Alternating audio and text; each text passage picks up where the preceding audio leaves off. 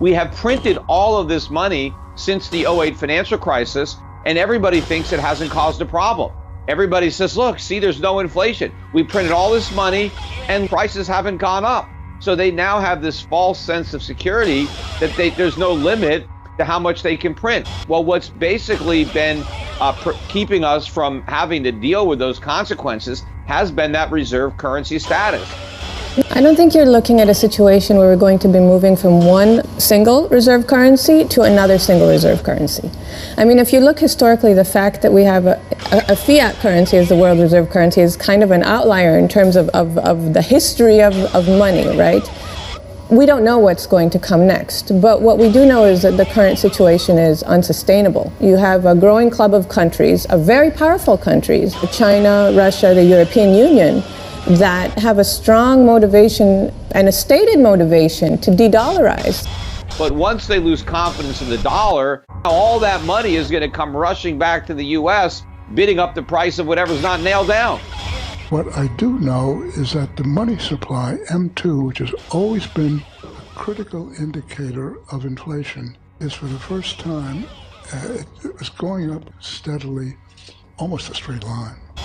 Is that this type of economic environment ends with inflation. Well, we're not overheated at all. I've got gold at $15,000 an ounce before 2025. So clearly inflation is a threat. And what's going to happen with inflation is the effects are going to move from the financial assets to the real economy, to food, to energy, to stuff like that. I think ultimately it's going to be the bondholder that's going to suffer. Now, 40 years of bull market in bonds, it's really hard to turn your head around and say, oh, you know, could this be a turning point? But I think history will say, yes, it is going to be a turning point. So there's a very, very strong motivation for a lot of countries to move away from the dollar.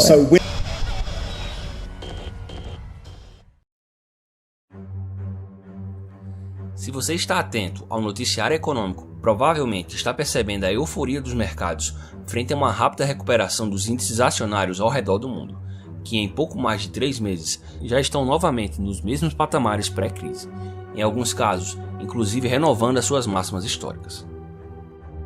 Entretanto, é necessário deixar claro que, seja pela análise dos indicadores técnicos ou fundamentalistas do mercado, ou apenas pela simples observação da real situação da economia, não existem fundamentos válidos para a atual valorização das bolsas. Como esperado, o PIB americano despencou mais de 30% no segundo trimestre, a maior queda desde a Grande Depressão. Uma pesquisa do jornal Washington Post mostra que em julho, o número de fechamentos permanentes de pequenos negócios superou o número de fechamentos temporários. Um importante sinalizador do desempenho da economia deu sinal de que a recuperação está mais longe do que se imagina.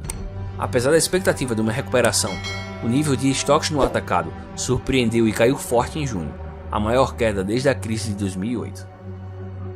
Enquanto isso, o setor imobiliário americano se deteriora cada vez mais rápido e já ameaça cerca de 40 milhões de pessoas, 4 vezes mais do que na crise imobiliária em 2008, e isso parece ser só o começo.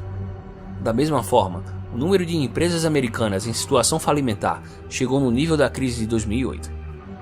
Não por acaso, em sua última reunião realizada no dia 29 de julho, o Comitê de Política Monetária do Fed alertou que a atividade econômica segue em níveis muito mais baixos do que no período pré-crise. Também não por acaso, no último dia 27 de julho, o Banco Central Europeu emitiu um relatório em que recomenda aos bancos da zona do euro que não paguem dividendos pelo resto do ano, mas que acumulem caixa para fortalecer as suas defesas contra uma esperada onda de falências. O que está ficando evidente é que, semelhante ao que ocorreu nos últimos 12 anos, toda essa recuperação dos mercados, totalmente descolada da atual realidade econômica, está fundamentada na imensa injeção de liquidez promovida pelos bancos centrais desde março. Apenas desde o estouro da crise, já foram mais de 18 trilhões de dólares injetados na economia mundial. Isso fica notório quando olhamos para as distorções criadas por essa injeção absurda de liquidez, como a saúde fiscal das empresas americanas que atingiram um nível de endividamento recorde, ao mesmo tempo em que os juros cobrados por essa dívida se encontram em níveis historicamente baixos, o que é uma contradição extrema, pois a lógica natural dos mercados é que quanto maior a sua dívida, maior seja o seu risco de calote, e por esse motivo, maiores serão os juros que você deve pagar. Estamos vivendo em um mundo em que a economia está de ponta cabeça, mas os sinais estão claros de que isso não deve durar por muito mais tempo. É interessante notar que possivelmente chegamos a um ponto de inflexão desse novo modelo de política monetária ao percebermos que o sistema econômico virou dependente dessas injeções de liquidez e que ele não consegue mais sobreviver sem elas, ao mesmo tempo em que essa mesma injeção de liquidez, que permite à economia continuar viva, ainda que respirando por aparelhos, esteja levando o mundo a uma severa crise de confiança sobre o sistema monetário mundial. Essa situação está colocando os bancos centrais do mundo todo em uma verdadeira sinuca de bico, em que eles têm apenas duas opções: continuar imprimindo dinheiro indefinidamente para manter vivo o sistema econômico, o que uma hora ou outra nos levará para uma implosão dessa enorme bolha de dívidas governamentais e corporativas que vem sendo inflada há 40 anos, ou parar de injetar dinheiro sem lastro na economia, na tentativa de preservar a saúde já debilitada de nosso sistema monetário, mas deixando o sistema financeiro por conta própria, permitindo uma elevação das taxas de juros, o que a essa altura significa uma sangria sem precedentes nos mercados. A primeira opção me parece bem mais provável. Não por acaso, essa semana o governo americano anunciou mais um pacote de estímulos. Entretanto, essa opção tem um limite, e ele parece estar cada vez mais próximo. Todos esses estímulos e pacotes de resgate sem limites têm elevado a dívida global a níveis sem precedentes. Já no primeiro trimestre, a dívida global alcançou a incrível marca de 258 trilhões de dólares, o que fez a relação dívida-PIB global aumentar mais de 10 pontos percentuais e atingir a marca de 331%, o maior aumento trimestral já registrado na história. A previsão é de que até o final do ano, essa taxa aumente mais 10 pontos percentuais e alcance a marca de 342% do PIB. Nesse contexto, destacam-se as dívidas governamentais. Desde 2007, a dívida global aumentou em 87 trilhões de dólares. Desse total, os governos foram responsáveis por 70 trilhões, segundo estimativas do Instituto de Finanças Internacionais. E quando o assunto é dívida governamental, é impossível não falar dos Estados Unidos. Só para se ter uma ideia, em 1996, o total da dívida pública dos Estados Unidos era de pouco mais de 5 trilhões de dólares, e a relação dívida-PIB americana era de 64%. 12 anos depois, em 2008, essa dívida subiu para algo em torno de 9 trilhões de dólares, porém a sua relação dívida-PIB continuou sendo de 64%. Mais 12 anos à frente, chegamos em 2020, e a sua relação dívida-PIB está prestes a alcançar a incrível marca de 110%, enquanto que a dívida pública americana subiu para surpreendentes 26 trilhões de dólares, e com certeza não deve parar por aí. O problema é que, como não poderia deixar de ser, ao mesmo tempo em que eleva sua dívida em um ritmo assustador, a procura dos credores por títulos da dívida americana despenca cada vez mais.